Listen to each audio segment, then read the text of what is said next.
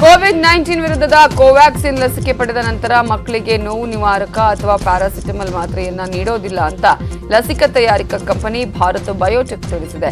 ಕೆಲವು ರೋಗ ನಿರೋಧಕ ಕೇಂದ್ರಗಳು ಮಕ್ಕಳಿಗೆ ಕೋವ್ಯಾಕ್ಸಿನ್ ಲಸಿಕೆ ಕೊಟ್ಟ ನಂತರ ಜೊತೆಯಲ್ಲಿ 500 ಮಿಲಿಗ್ರಾಂ ಪ್ಯಾರಾಸಿಟಮಲ್ ಮಾತ್ರೆಯನ್ನ ನೀಡುವಂತೆ ಶಿಫಾರಸು ಮಾಡಿದೆ. ಆದರೆ ಇಂತಹ ಕ್ರಮ ಅಗತ್ಯ ಇಲ್ಲ ಅಂತ ಕಂಪನಿ ಹೇಳಿದೆ.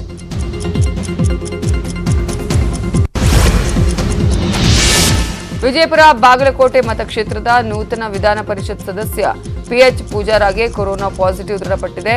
ಇವತ್ತು ಪೂಜಾರ ಪ್ರಮಾಣ ವಚನ ಸ್ವೀಕರಿಸಬೇಕಾಗಿತ್ತು. ಆದರೆ ಕೋವಿಡ್ ದೃಢಪಟ್ಟ ಹಿನ್ನೆಲೆಯಲ್ಲಿ ಬೆಂಗಳೂರಲ್ಲೇ ಹೋಮ್ ಐಸೋಲೇಷನ್ನಲ್ಲಿ ಇದ್ದಾರೆ.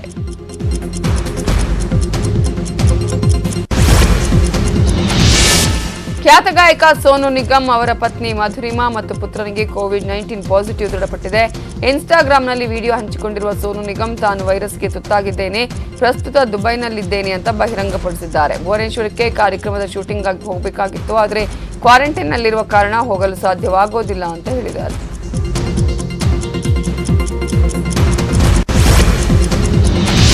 ತಮಿಳುನಾಡಲ್ಲೂ ಕೊರೋನಾ ಸೋಂಕು ಹೆಚ್ಚುತ್ತಾ ಇರುವ ಹಿನ್ನೆಲೆ ನೈಟ್ ಕರ್ಫ್ಯೂ, ಭಾನುವಾರ ಲಾಕ್ಡೌನ್ ಘೋಷಿಸಲಾಗಿದೆ.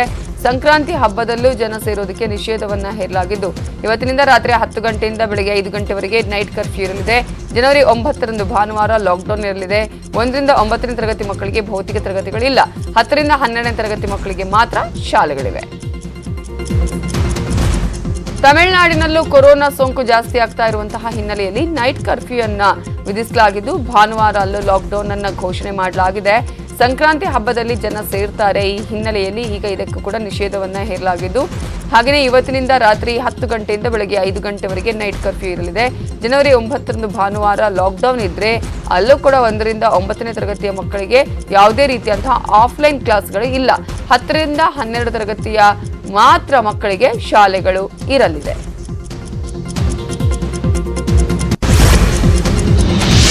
ವಿಶ್ವದಲ್ಲಿ ಒಮೈಕ್ರಾನ್ ಆರ್ಭಟ ಮುಂದುವರೆದಿರುವಾಗಲೇ ಅದಕ್ಕಿಂತಲೂ ಅಪಾಯಕಾರಿಯಾದ ಮತ್ತೊಂದು ರೂಪಾಂತರಿಯನ್ನ ಫ್ರಾನ್ಸ್ನಲ್ಲಿ ಪತ್ತೆ ಹಚ್ಚಲಾಗಿದೆ. IHU ಅಂತ ಕರೆಯಲಾಗ್ತಾ ಇರುವ ಈ ಹೊಸ ರೂಪಾಂತರಿಯನ್ನ ಫ್ರಾನ್ಸ್ ವಿಜ್ಞಾನಿಗಳು ಕಂಡುಹಿಡಿದಿದ್ದು ಈ ಸೋಂಕಿನ ಬಗ್ಗೆ ಹೆಚ್ಚಿನ ಸಂಶೋಧನೆ ನಡೆಸ್ತಾ ಇದ್ದಾರೆ. ಫ್ರಾನ್ಸ್ನ ಮಾರ್ಸಿಲೆ ನಗರದಲ್ಲಿ ಪ್ರಸ್ತುತ 12 ಪ್ರಕರಣಗಳು ದೃಢಪಟ್ಟಿವೆ. ಅವರೆಲ್ಲರೂ ದಕ್ಷಿಣ ಆಫ್ರಿಕಾದ ಕ್ಯಾಮ್ರೂನ್ ದೇಶದಿಂದ ಬಂದವರು ಎನ್ನಲಾಗಿದೆ. ಈ ರೂಪಾಂತರಿಯಲ್ಲಿ 46 ಹೊಸ ರೂಪಾಂತರಗಳಿವೆ ಅಂತ ವಿಜ್ಞಾನಿಗಳು ಹೇಳ್ತಿದ್ದಾರೆ. ಇದು ಒಮೈಕ್ರಾನ್ ಸೋಂಕಿಗಿಂತಲೂ ಹೆಚ್ಚು ವೇಗವಾಗಿ ಹರಡುತ್ತೆ. ಲಸಿಕೆ ಕೊಟ್ಟರೂ ಸಹ ಪ್ರಯೋಜನ ಇಲ್ಲ ಅಂತ ಹೇಳಲಾಗ್ತಿದೆ. ವಿಪಕ್ಷ ನಾಯಕ ಸಿದ್ದರಾಮಯ್ಯ ಸಹ ಸರ್ಕಾರದ ವಿರುದ್ಧ ಕಿಡಿಕಾರಿದ್ದಾರೆ. ಮೇಕೆದಾಟು ಯೋಜನೆ ವಿಳಂಬ ಆಗ್ತಿದೆ. ಸರ್ಕಾರ ಬಂದು 2.5 ವರ್ಷ ಆದ್ರೂ ಆಗ್ತಾ ಇಲ್ಲ. ರಾಜ್ಯದ ಜನರ ಹಿತದೃಷ್ಟಿಯಿಂದ ಈ ನಿರ್ಧಾರವನ್ನು ಕೈಗೊಂಡಿದ್ದೇವೆ. ಕ್ರಮ ತೆಗೆದುಕೊಂಡೇ ನಾವು ಪಾದಯಾತ್ರೆ ಮಾಡ್ತಾ ಇದ್ದೇವೆ. ಹೋರಾಟ ಮಾಡಬಾರದು ಅಂತ ಬಿಜೆಪಿಯವರ ಷಡ್ಯಂತ್ರ ಇದೆ. ಕೇಂದ್ರವು ಮಲತಾಯಿ ಧೋರಣೆ ತಾಳ್ತಿದೆ. ಈ ಯೋಜನೆಯಿಂದ 2.5 ಕೋಟಿ ಜನರಿಗೆ ಅನುಕೂಲ ಆಗುತ್ತೆ. ಸರ್ಕಾರ ಸುಮ್ಮನೆ ಕಾಲಹರಣ ಮಾಡ್ತಿದೆ ಅಂತ ವಾಗ್ದಾಳಿ ನಡೆಸಿದ್ರು. ಇನ್ನು ಬಿಜೆಪಿ ಸರ್ಕಾರದ ವಿರುದ್ಧ ಡಿಕೆ ಶಿವಕುಮಾರ್ ಹರಿಹಾಯ್ದಿದ್ದಾರೆ.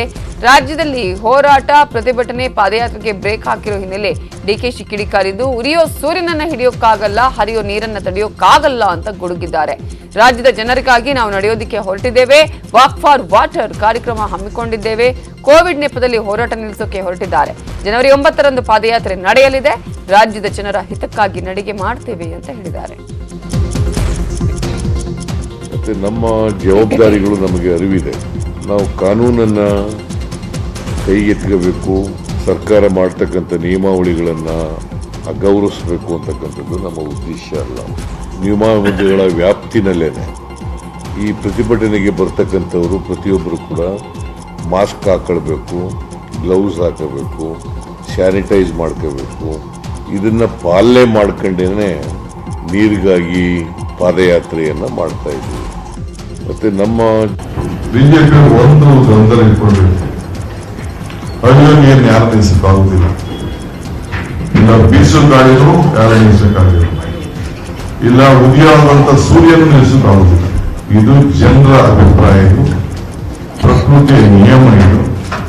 ಸೊ ಅದರಿಂದ ನಮ್ಮ ಪಕ್ಷ ನಾವೆಲ್ಲ ಏನು ಈ ಕಾರ್ಯಕ್ರಮದ ಬಗ್ಗೆ ನಾವು ಘೋಷಣೆ ಮಾಡಿದ್ದೇವೆ ಅದರಲ್ಲಿ ನಾವು ಬದ್ಧರಿದ್ದೇವೆ ಅನ್ನೋ ಮಾತನ್ನ ಈ ಸಂದರ್ಭದಲ್ಲಿ ಹೇಳಲಿಕ್ಕೆ ನಾನು ಬಯಸ್ತಾ ಇದ್ದೇನೆ.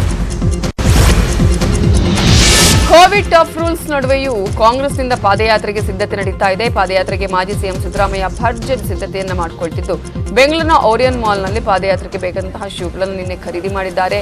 ಮಾಜಿ ಶಾಸಕ ಅಶೋಕ್ ಪಟ್ಟಣ್ ಹಾಗೂ ಶಾಸಕ ಭೈರತಿ ಸುರೇಶ್ ಜೊತೆ ತೆರಳಿ ಸಿದ್ದರಾಮಯ್ಯ ಶೂ ಖರೀದಿಸಿದ್ದಾರೆ.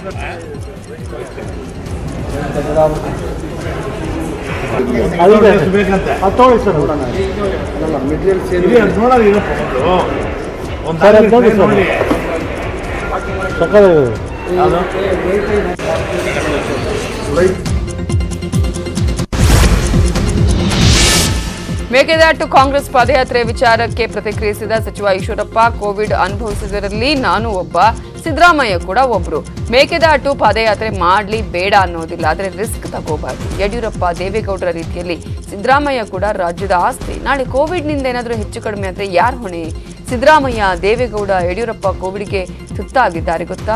1.5 ವರ್ಷ ಚುನಾವಣೆ ಇದೆ. ಎಷ್ಟೇ ಸರ್ಕಸ್ ಮಾಡಿದ್ರು ಮತ್ತೆ ಬಿಜೆಪಿ ಅಧಿಕಾರಕ್ಕೆ ಬರುತ್ತೆ. ವಿಪಕ್ಷದಲ್ಲಿ ಇದ್ರೆ ಮಾಡಿ, ಬೇಡ ಅಂತ ಅನ್ನೋದಿಲ್ಲ. ಲೈಫ್ ರಿಸ್ಕ್ ಬೇಡ ಅಂತ ಹೇಳಿದ್ರು. ಅವರು ಮೇಕೆದಾಟು ಯೋಜನೆ ಬಗ್ಗೆ ಹೋರಾಟ ಮಾಡೋದಕ್ಕೆ ನಾನು ಖಂಡಿತ ನಂದು ವೈಯಕ್ತಿಕ ಬೆಂಬಲ ಇದೆ. ಮಾಡಿ ನಾವು ವಿರೋಧ ಪಕ್ಷವಾಗಿ ಏನು ಮಾಡಬೇಕು, ನಾವು ಸಾಕಷ್ಟು ಹೋರಾಟ ಮಾಡ್ಕೊಂಡು ಹೋಗ್ತೀವಿ.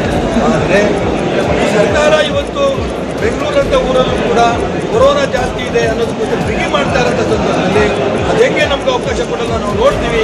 ಈ ರೀತಿ ಸವಾಲಾಗೋದು ಒಳ್ಳೇದಲ್ಲ, ರಾಜಕೀಯಕ್ಕೋಸ್ಕರನೇ ಈ ರೀತಿ ಮಾಡೋದು ಒಳ್ಳೇದಲ್ಲ. ಅವರು ಮೇಕೆದಾಟು ಯೋಜನೆ ಬಗ್ಗೆ ಹೋರಾಟ ಮಾಡೋದಕ್ಕೆ ನಾನು ಖಂಡಿತ ನಂದು ವೈಯಕ್ತಿಕ ಬೆಂಬಲ ಇದೆ. ಮಾಡಿ ನಾವು ವಿರೋಧ ಪಕ್ಷವಾಗಿ ಏನು ಮಾಡಬೇಕು, ನಾವು ಸಾಕಷ್ಟು ಹೋರಾಟ ಮಾಡ್ಕೊಂಡು ಹೋಗ್ತೀವಿ. ಆದರೆ ಈ ಸರ್ಕಾರ ಇವತ್ತು ಬೆಂಗಳೂರಂಥ ಊರಲ್ಲೂ ಕೂಡ ಕೊರೋನಾ ಜಾಸ್ತಿ ಇದೆ ಅನ್ನೋದಕ್ಕೋಸ್ಕರ ಬಿಗಿ ಮಾಡ್ತಾ ಇರೋಂಥ ಸಂದರ್ಭದಲ್ಲಿ ಅದಕ್ಕೆ ನಮ್ಗೆ ಅವಕಾಶ ಕೊಡಲ್ಲ, ನಾವು ನೋಡ್ತೀವಿ. ಈ ರೀತಿ ಸವಾಲಾಗೋದು ಒಳ್ಳೇದಲ್ಲ, ರಾಜಕೀಯಕ್ಕೋಸ್ಕರ.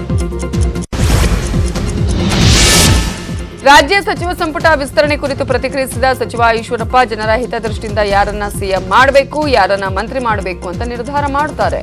ಸಿಎಂ ಮತ್ತು ಕೇಂದ್ರದ ನಾಯಕರ ತೀರ್ಮಾನಕ್ಕೆ ನಾವು ಬದ್ಧ. ಹೆಣ್ಣು ನೋಡಿ ನಿಶ್ಚಿತ ಮಾಡಿ ನಂತರ ತಾಳಿ ಕಟ್ಟೋದು ಮುಹೂರ್ತ. ನಮ್ಮಲ್ಲಿ ಇನ್ನೂ ಕೂಡ ಹೆಣ್ಣು ನೋಡಿಲ್ಲ, ನಿಶ್ಚಿತಾರ್ಥ ಕೂಡ ಆಗಿಲ್ಲ ಅಂತ ಹೇಳಿದ್ರು.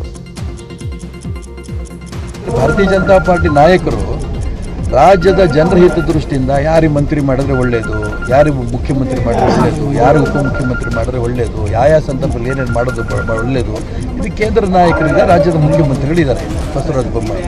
ಇವರೆಲ್ಲರೂ ಕೂತು ಚರ್ಚೆ ಮಾಡಿ ಯಾರನ್ನ ಡ್ರಾಪ್ ಮಾಡಬೇಕು, ಯಾರನ್ನ ಸೇರಿಸಬೇಕು, ಈ ಸ್ವಾತಂತ್ರ್ಯ ಅವ್ರಿಗಿದೆ. ಅವ್ರು ಏನು ತೀರ್ಮಾನ ತಗೋತಾರೆ ಅದಕ್ಕೆಲ್ಲ ನಾವು ಬದ್ಧ.